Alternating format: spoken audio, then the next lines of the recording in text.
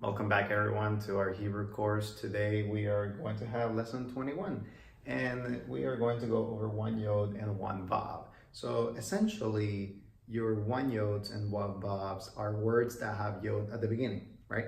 But not every word that has Yod at the beginning is a true one Yod. Some of them are tricking you. They are in reality one Vav. So their first consonant was a Vav, but because the transcribers of the Bible started to not write legibly, it went from a Vav to a Yod over time. But in certain conjugations and certain stems, it goes back to its original form. So today I'm just going to show you the pure one Yod. So you're going to see that Yod stain all throughout is going to be Yabash, Yanak, Yashar, and Yatav. So those are the only four words that you are, going to have to memorize, I guess. And those are the only ones that you're going to see the root right away. Everybody else, it grows to a different thing. So, for example, the word yashav, which means to sit, when you're sitting, right? This one in the cow, you're going to have your endings right here. It's the same thing, it doesn't change, your endings don't change, so make sure to memorize them. Those are the ones that give you 80% of the material that you need to work with when you're parsing. But in the imperfect, for example, it drops. So when you add a prefix to the Yods in the cow and the one Vavs, the fake one Yods, the Yod drops. So that's the first thing. So when you have a one Yod, but it's a fake one, right? So any verb that the lexical form starts with Yod, except these four, are one Vavs. So it drops in the imperfect cow. In the nifal, it grows. So if it doesn't drop, it's going to grow into its one Vav form. And it gives like a little fruit. And the fruit is like either a holen Vav or a shurik. So in the nifal, you're going to have a holen Vav right there, and then you're going to have your noon right here in the end of your word, whatever that word is. In the imperfect, you're going to have your fantastic four, always, and then you see this one went from a holen to a dagesh forte right here because the noon assimilated into the Vav. What happens is that the one Vavs, when they grow, they lose their consonantal value, so they become vowels, like a holem, and a shurik right here. But what I want you to focus on is like, okay, so there's a Vav in there. So usually that means that the first letter is a Yod instead of a Vav. So you kind of have to go back, like, in order to put the lexical form, because that's what you're trying to find. Weak verbs, they're not about looking for, like meaning or anything. You get that from it's imperfect, perfect, like, your endings, everything that you have memorized so far.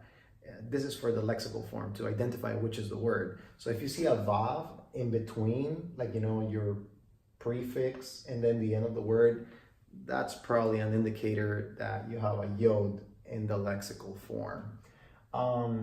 In the nifal, it grows into a holen. In the hifil, it does the same. You have your hey, right, your pointer right here. And of course, you'll have your hidek Yod in between the second and the third. If you haven't watched those videos, please go back. Same thing in the imperfect. You're going to have your, hidek Yod. You're going to have, your vowel right there. And the whole vowel is a shurik. So you have your shurik in the middle, and the Vav goes all the way down. Of course, you're going to have the hey, except in the imperfect fantastic four, right? The imperfect always has the fantastic four, but the fantastic four will also adopt these vowels. The nifal is a little bit different because the noon goes inside, so it changes from a vowel to a consonant, and all of that changes, but you still have the information that you need because you see a Vav, and then you see probably two X's right next to each other. So okay, this word starts with a Yod. And of course, vocabulary is going to help you. Those are always some good pointers for you to use. So make sure to do the best that you can. One more thing that I want to mention is that halak, which means to go, behaves like a one Vav. So pretty much what will happen is that the hey will drop, right?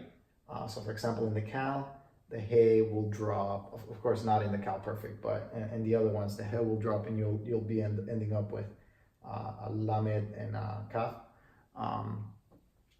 And that'll be it. And then you're gonna be like, what's in there? But just know that's kind of like a special case, in the same way that one noon, you have lakach. Here you have halak. So lakach and halak are, you know, kind of like similar, that they do not stay in their own lane, but they merge with other people. Lakach with the one noons, halak with the one vavs. And when you have halak, halak usually only behaves like a one vav, sorry, in the cal. So you're not going to have usually halak in the nifal, hifil, and hofal, which means like you're never going to have like a vav here and then a lamed and a kaf. You're just going to have to deal with it in the cal, and it either shows up in the perfect or it doesn't in the other ones, like the imperfect imperative, cohortative, yosef, whatever it is. So hopefully you learned something today, and you know, keep referring. I think we only have like 2 more lessons and that will be it. Like honestly, just something that I want to kind of reinforce is that make sure to know your endings. If you know your endings, if you know your fantastic 4 and the little tricks that we learn in the strong verb, that's pretty much the whole game. Because in the weak verb, what you're trying to figure it out is the root. You're not trying to figure it out whether this is a perfect, imperfect. Those are the endings. Those never change. So just make sure to study those for your test and for everything that you have to do. Thank you for watching, and I'll see you on the next one.